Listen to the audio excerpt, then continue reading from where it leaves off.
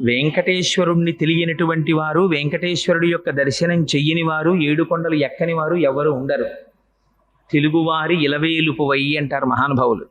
అందుకని అందున తెలుగువారికి వెంకటాచలపతి, ఆ వెంకటరమణుడు అంటే ఉండేటటువంటి భక్తి మరింత ప్రసిద్ధం. భవిష్యోత్తర పురాణం అని, ఆ భవిష్యోత్తర పురాణము, వరాహ పురాణము మొదలైనవి వెంకటాచల మహాత్యం గురించి చాలా విశేషమైనటువంటి వర్ణనం చేసి ఉన్నాయి. అసలు ఆ కొండ పేరే చాలా చిత్రమైనటువంటి పేరు.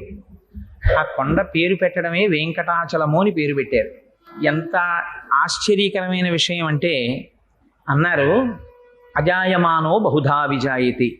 అసలు పరమేశ్వరుడికి జన్మనెత్తవలసిన అవసరం ఎక్కడుంది? ఆయనేం మనలా కర్మ చేసినవాడు కాడు.